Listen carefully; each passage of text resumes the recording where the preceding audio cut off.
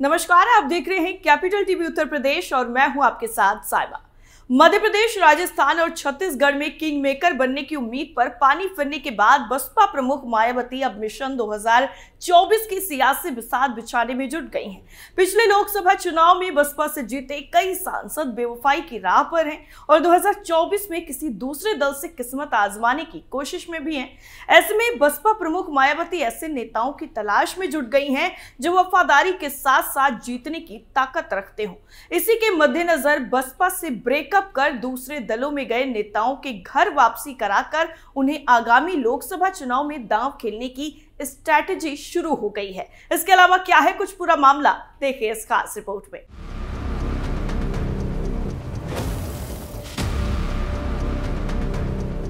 दो 2019 के लोकसभा चुनाव में बसपा सपा आरएलडी के साथ मिलकर लड़ी थी। बसपा के टिकट पर 10 लोकसभा सांसद चुनकर आए थे। सहारनपुर से हाजी फजरुल रहमान, अमरोहा से कुंवर दानिश, नगीना से गिरीश चंद्र, बिजनौर से मलूक नागर, जौनपुर से श्याम यादव, अंबेडकर नगर से रितेश पांडे के अलावा बाकी सांसद बने थे। अफजल अंसारी को गैंगस्टर एक्ट में सजा होने के चलते उनकी सदस्यता खत्म हो गई। इस तरह से बसपा के 9 सांसद बचे हैं, जिनमें से कई सांसद 2024 में दूसरे दलों में अपने लिए जगह तलाश रहे हैं। ऐसे में बसपा मजबूत प्रत्याशी की तलाश शुरू कर चुकी है। 2024 के लोकसभा चुनाव को लेकर बसपा राजनीतिक बिसात बिछानी भी शुरू कर चुकी है। बसपा ने लोकसभा क्षेत्र में प्रभारी नियुक्त करना शुरू कर दिया है, जो 2024 में पार्टी के उम्मीदवार माने जा रहे हैं।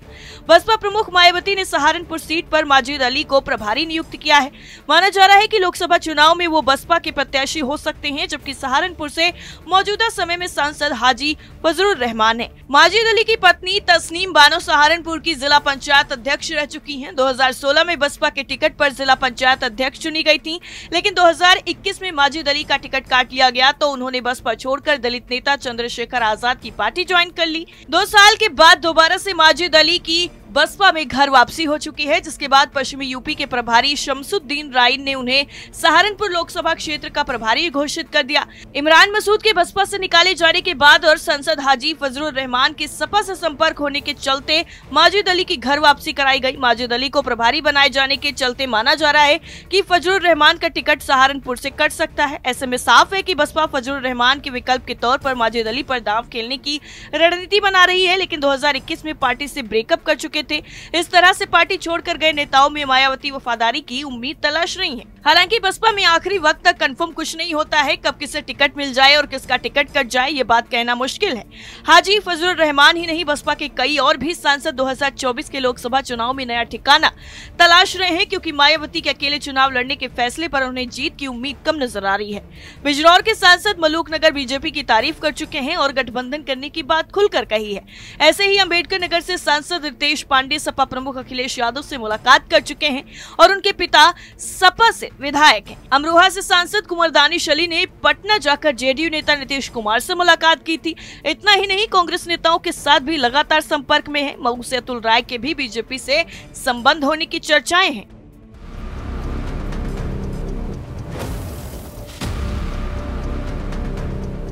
बसपा नेतृत्व को 5 राज्यों के चुनाव में मिली हार के बाद सियासी विकल्प तलाशना शुरू हो गया है। इसीलिए बसपा ने प्रभारियों का ऐलान करना शुरू कर दिया है। पार्टी प्रमुख मायावती ने 2024 के लोकसभा चुनाव को लेकर 10 दिसंबर को लखनऊ में बैठक बुलाई है। इस बैठक में मायावती आगामी चुनाव को लेकर अपनी रणनीति बनाने और लोकसभा सीटों पर प्रभारियों के नियुक्त करने का ऐलान कर सकती हैं।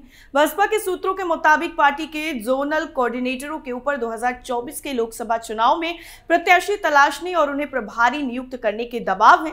बसपा के अकेले चुनाव लड़ने के फैसले के चलते बसपा से टिकट के लिए बहुत ज्यादा दावेदारी नहीं है, जिसकी वजह से पार्टी कोऑर्डिनेटरों को मजबूत प्रभारी तलाशने में मुश्किल भी आ रही है। इस रिपोर्ट में फिलहाल के लिए इतना ही। बाकी खबरों के लिए देखते रहिए कैपिटल टीवी। नमस्कार।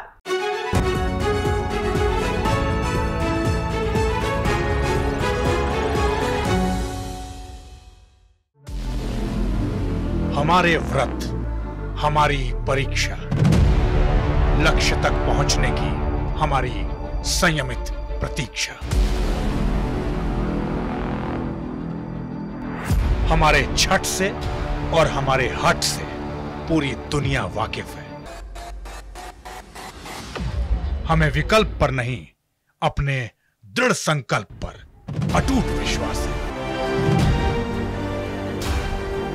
क्योंकि हार हम मानेंगे नहीं और विपरीत परिस्थितियों पर प्रहार हम छोड़ेंगे नहीं जब तक हमारी जीत सुनिश्चित नहीं हो जाती, क्योंकि हम बिहार से हैं।